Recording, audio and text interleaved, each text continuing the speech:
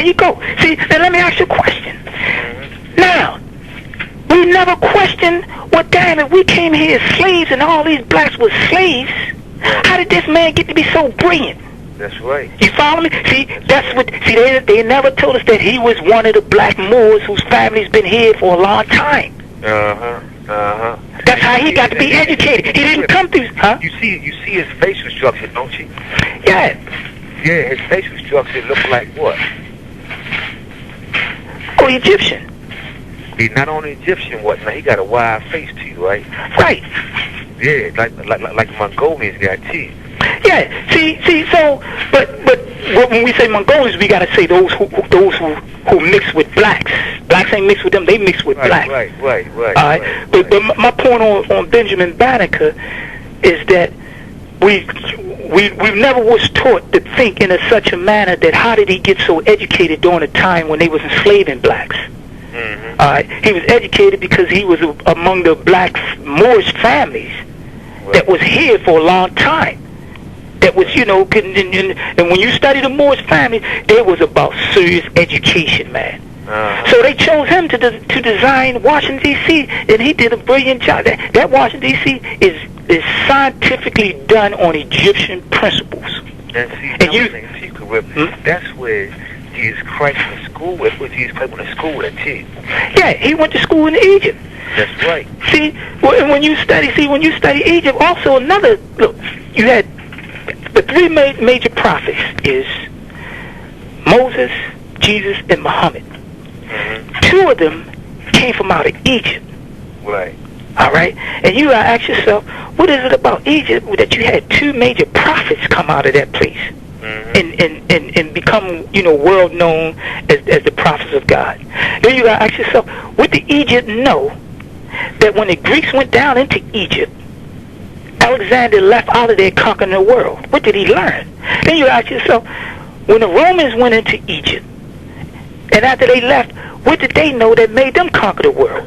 Then you gotta ask yourself, when the Moors in the 700 AD went into Egypt, what did they know that made them conquer the world? All right? And then you gotta ask yourself, why is it the principles of the United States based on Egypt and based on the Moorish Empire? Because the Moorish Empire is based on the ways of society that Egypt founded.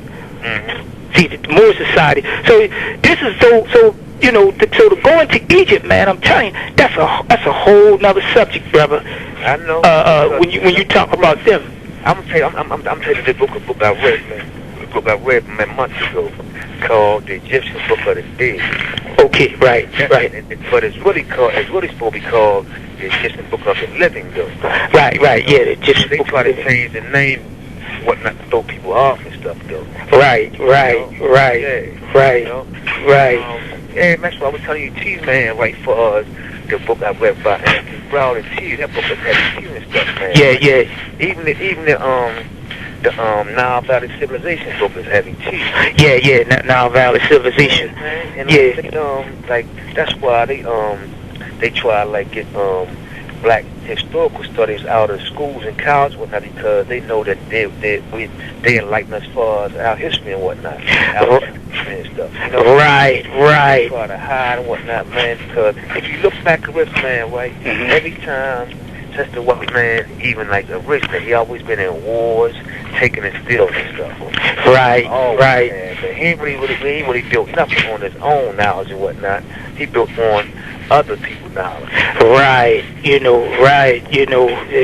built on the black man's knowledge. And that's why too they trying to if you look at it like, that's why they trying to go against our president so much now, because they don't want people worldwide to know, man, right, how truthful he is and whatnot, man, how legitimate he is anyway, because they love him around the world and whatnot, though.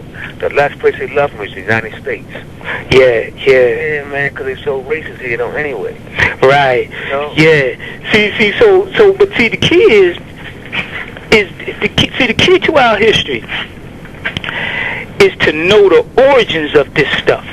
Right. When did this brutal racism came into being, and why did it come into being, and that it is still practiced today? We got to know when it started.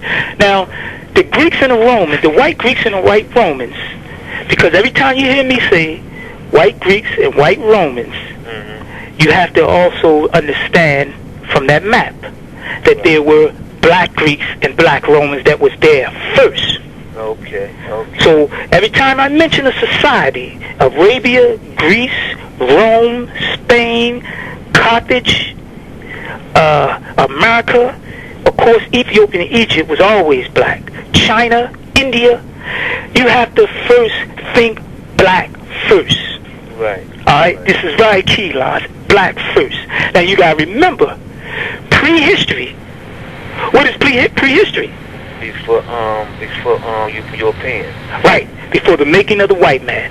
Okay. That's how you're supposed to say it. You're supposed to say before the making of the white man. Before the white man existed. Right. Something like that. Somewhere where people know exactly what you're saying. Prehistory is before the white man existed or before the making of the white man. Right. Now, prehistory deals with a world that was all black. No whites, period. And you gotta understand that whites came from black albinos. Right. Right around the year 4000 BC. That they came from black albinos, and when they were, and this is in the Quran, they degenerated from so much evil that they was practicing up there, that they degenerated, and they was turned into apes. This is in the Quran. I think it's 66. We turned them into apes, despised and rejected. Alright, so the black albinos was turned into apes, and then they was allowed to evolve from an ape back into a human being. Okay. That they are referred to as mankind. Okay? Right. Now nobody will use a kind on their word unless it has a particular meaning. If you say man, why would you put kind on it? Right, that's true. And this is what they use themselves. See, only people that know what they're doing is those who really know true history. You will know how to distinguish man from mankind. Okay, so the black albinos evolved from, they fell into being apes, and then they evolved from an ape back into a human being. That is what you call the European, mankind. Right. Okay, but before them, the world was all black. Now, they was first, you couldn't find no European nowhere except in Europe. Okay, they was bottled up there. Okay, when you talk about the Cro-Magnon man, the Neanderthal man, the abominable snowman, you talk about the Ice Age, the Copper Age, and the Bronze Age, that is only talking about them in Europe. That's not talking about black people that was already in Ethiopia and Egypt living in advanced civilization. That's only talking about them. Don't let them fool you. Right. Okay? So, when they came from out of Europe, they trickled down, and the first civilization that they became a part of was Greece. And when they came into Greece, they found the black Minoans there, and the black Minoans was Egyptians. Okay, and when they came there, they also trickled down into Turkey, into Iraq, into Syria, into Palestine, into Arabia. See, they was coming from Europe, and they trickled down in all these places, India. So when they came into black societies, the societies were heavily half black and half white, because that's what, and they call them Semitic. That's what societies do. When certain races get together, they mix. Right. And you can see that all in Indonesia. Indonesia is a mix between Chinese and Indian, so that happens. So they mix. So most societies that they came into started off being black, then it went to mulatto, or Semitic, half black, half white. And then the fact that blacks didn't continue to populate that area, or come from Africa and gain numbers in terms of a racial sense, the whites dominated the areas. Okay, to the point now you go into a lot of those places, like Iraq,